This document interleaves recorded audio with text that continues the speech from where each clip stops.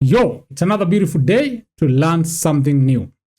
Now, siku hizi kuna vitu sifanyi. Kitambo nilikuwa nikifanya lakini siku hizi sifanyi. And one of the things I don't do or I no longer do is I never ask anyone to pray for me. Hautaisikia nikikwambia, niombe, sijui napitia mashida gani, sijui niko na plan gani, sijui nafanya nini. Hautaisikia nikikwambia uniombe. Number 2, hautaisikia nimeenda kwa pastor kuombewa. Sijui anga pastor mgani yako Mombasa, sijui Nairobi, sijui Kisumu, sijui Uganda, sijui anga kwa wapi, sijui sitaenda kuombewa.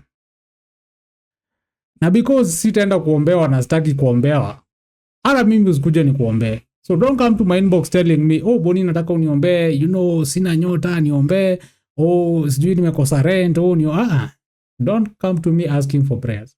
I don't pray for people. I don't have a prayer service. So usikuje pale inbox kuniambia, man of God niombe. I'm not a pastor. I've always made that clear. I teach spiritual healing. I'm not a pastor. I'm not here to preach. I'm here to teach spiritual healing. Those are two different things. And it's not that I have anything against prayer. No, I actually believe in prayer. I understand the importance of prayer. I understand the impact of prayer. And I understand the power of prayer. And that's why I take prayer so seriously that I cannot just leave it to anyone. Number 1, not everyone wishes you good. So unaenda kuambia watu, niombee sijui niko na mashida gani, niombee sijui napanga kufanya nini. No mtu mwenye unaenda kuambia kuombee, mtu already akutakiagi mazuri. So already akishajua kwa mashida, hiyo ni udaku unampatia. Hizo ni siri zako za ndani unampea. You're exposing yourself to this other person. So mtu anajua, kumbe aka mtu nikufilisika kanafilisika. Uko na plans zako unaenda kuambia mtu, unajua sijui napanga kufanya nini, unataka uniombee, nimejaribu sijui nini. You're exposing your plans to this person, and this is somebody who does not even wish you well. So huyu mtu, they find a point to attack you from. And you know, when you're asking somebody to pray for you, you're opening up your spirit for this person. So huyu mtu, whatever it is that they will do to you will affect you because you've already given them a green light. You've already made yourself vulnerable to them. You're ready to receive whatever it is that they're going to give to you.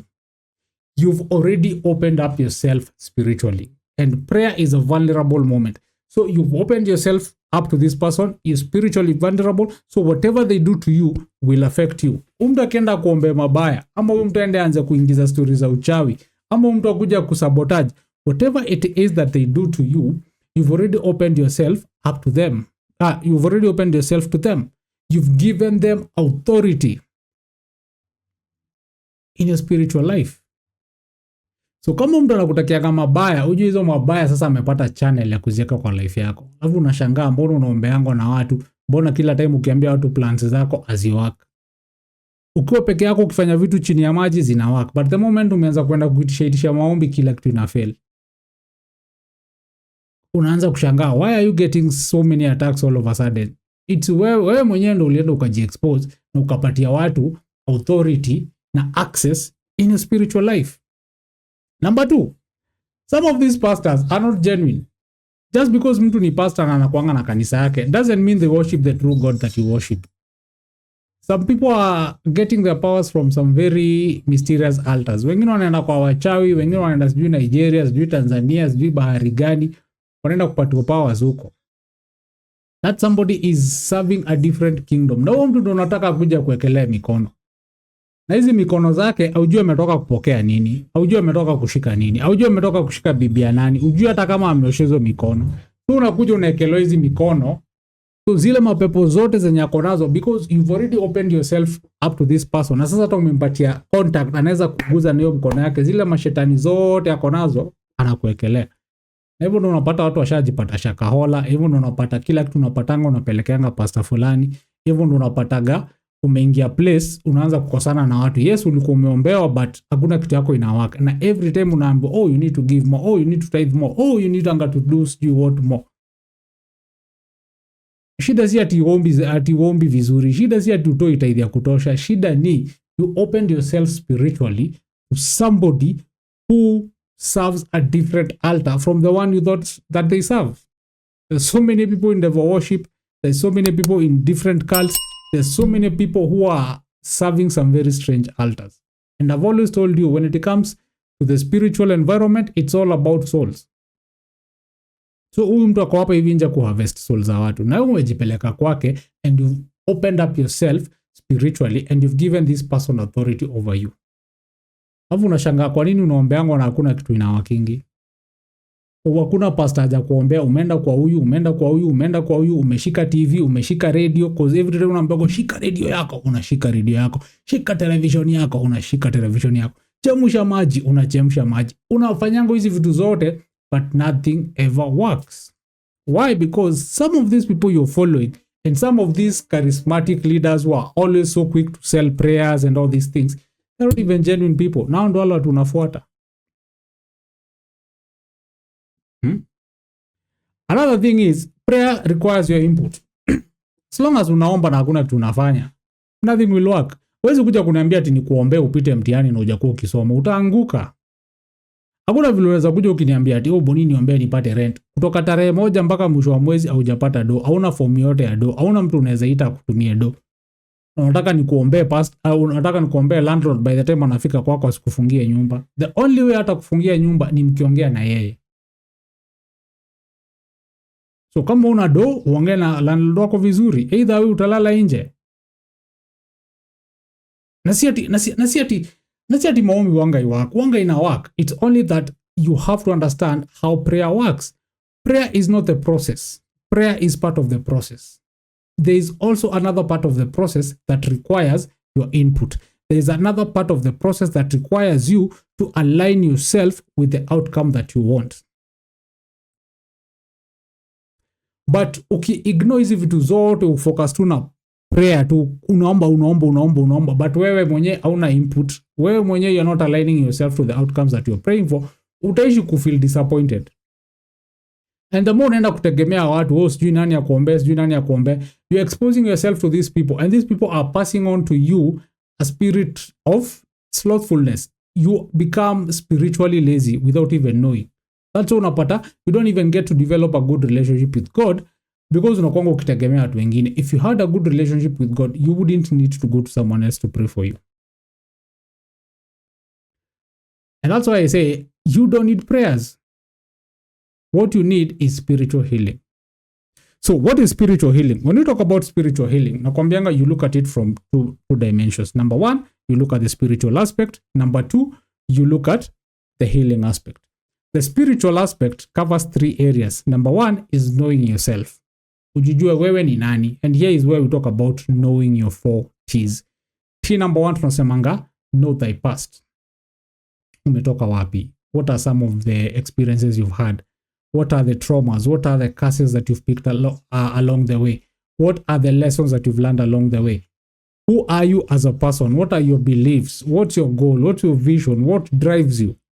That's T number two. T number two is knowing thyself. T number three is knowing thy purpose. What is your purpose? What are you doing in this world? What's your impact in this world? And T number four is thy path. So when it comes to knowing yourself, you know thy past, you know thyself, you know thy purpose, and you know thy path. Then after hapo, you go to the second aspect of spiritual healing, which is understanding how the universe works. You need to understand how the world works if you want to survive in this world. And the first thing you're going to notice is that self-interest rules the world. And people will do anything that serves their interest. Even whether it's good or evil, people will do it.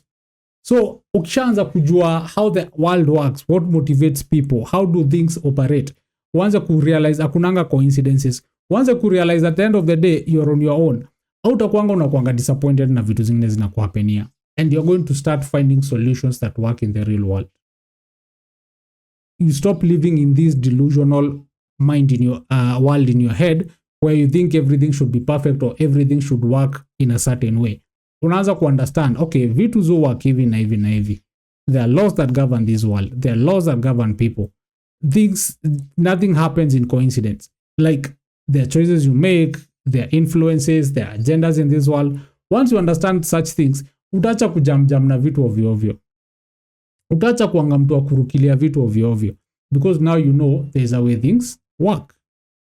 And the third aspect of spiritual healing is understanding God and how he works. The third person is where now you grow spiritually.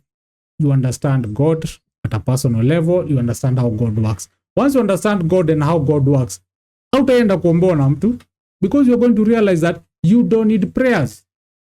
There's a way God works, and there's a way God rewards people. There's a way God expects you to operate. And if you operate in that way, you're going to be looking at other people thinking like they have more access to God than you. You're going to realize that kuombe ovyo ovyo na kuwekelewa mikono is not serving you good. You don't need that. You don't need those kind of prayers.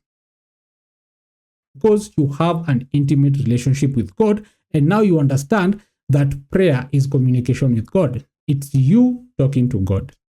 And it's a very humbling moment.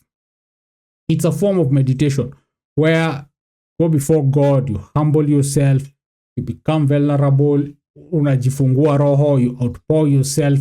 It's a very intimate moment. It's a very special moment. And you don't want you don't want to delegate that responsibility to someone else. Ile time unaambia mtu akuombe, you're denying yourself that opportunity to create that special bond between you and God. Ndio vitu mnapanga wewe na Mungu wako, mnapanga kivyenyu. Vitu zikianza kuhappen, penye tu mlipangia, mnaenda hapo kurudishiana shukrani na kupanga vitu zingine. Lakini wewe unakuja hapo hivi juu unataka kufanya kitu, unataka kila mtu akuombee. So ushatangazia watu 50 wa kuombea, ukakuja uniambie ni kuombee, ukaambia ule. Sasa hata ujuangi nani alikuroga, ujuangi nani alikukanyangia nyota, ujuangi nani alikuvuruga. Umeenda umewekelewa mikono na watu unashangaa hizi mapepo nimetoa wapi? Ujue mtu ametoka wapi? Unaomba, but you're not aligning your dominant energy to the outcome that you want. If you don't know what dominant energy is, I've done a video on dominant energy. Inakaa hivi, wacha nikuweke screenshot hapa. Indo screenshot ya dominant energy. Go check out that video so that you understand what dominant energy is and what aligning your dominant energy means. Unaombea upate pesa na wewe hutaki kufanya kazi. Unaenda mnaambo tigiza simu, sijui 1200 zitakuja, zitoke wapi? Hii mwaka lazima ikiisha utaendesha gari itatoka wapi? Hauna savings, hauna job, gari itatoka wapi? But the moment you learn the impact of prayer, how prayer changes you, what exactly prayer is, if you want powerful prayers, you know the kind of relationship that you need to have with God, utacha kubelieve hizi vitu za kiufala. And you're going to understand that God actually has a plan for you, a plan to prosper you, a very genuine plan, a plan to keep you off the evil path. So hata mtu akijaribu kuattack, if you're aligned properly, hakuna kitu kitakuhapenia. So you start developing that relationship. Okay? The other aspect of spiritual healing, we talk about the healing. This is where you heal your body, your soul, and your spirit. So you understand yourself, you understand how the world works, and you understand God, so that you're able to heal your mind, body, and spirit. So hizo mashida zote zenye uko nazo, unaweza kuzifix. All the blockages in your life, you're able to fix them. Your personal relationships, you are able to work them out. Okay? Your mental health, the situations that you're in, your money problems, everything else, you're able to fix it. So you don't need prayers. What you need is to go on a spiritual healing journey. Where kwanza ujielewe we ni nani, ujielewe purpose yako ni gani, ujielewe ni path gani yenye unafaa kufuata, na ujielewe from your past ni mashetani gani hizo, ni mapepo gani hizo zenye umebeba zinakuwekea blockages mingi kwa life yako hivyo. So kila mtu anakutakia mazuri, so acha kwenda kujitangaza kwa kila mtu ati ni maombi unatafuta. So kila mtu mwenye anasema ati unajua I believe in God, I pray. Watu wengine hawafanyi hizo biashara, wengine wako biashara, wengine ni mapepo wanauza. Alafu you learn how to align your prayers properly, because prayer is not the process. Prayer is part of the process. There are other things you need to do as you pray. Because some of you pray but you're not doing anything else. So hata uoni progress, haujui what is supposed to happen, umekaa tu. You don't even understand how God works. Unangoja tu kimiracle tu kitoke huko tu kikuangukie chini. Alafu when these things don't happen, you start thinking Mungu hakupendi. You start thinking prayer does not work. You start thinking prayer is a scam.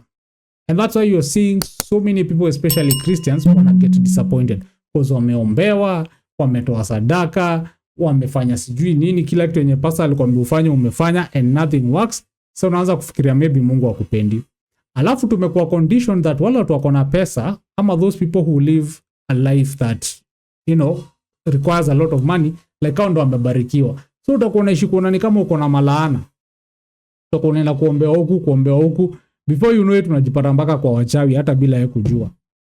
Just because you think you need prayers, yet you don't need prayers. Prayers are important, yes, but you don't need them from the sources you're going to look for them. You don't need your friends to pray for you. You don't need your pastor to pray for you. You don't need any other person to pray for you. Na kama unataka mtu wa kuomba na yeye, si mtu wa kukuombea, mtu wa kuomba na yeye, a small fellowship. As you walk on your spiritual journey, you're going to meet other people on the same journey, people who you believe the same things, people who are on a similar journey with you, and maybe you can have 2 or 3 people kwenye mnaweza ombanga nao pamoja. But hii story kierere ya kushinda ati unaenda kutafuta maombi. Hivyo ndo unajipataga mambo zako haziendelei. Hivyo ndo unaanza kushangaa nyota yako ilipotelea wapi? Ilipotelea kwenye ulikuwa unaenda kutafuta maombi. Not all prayers are genuine. You don't need prayers. Pray for yourself. Work on your spiritual healing. And I can tell you all those problems that you have zita disappear zote.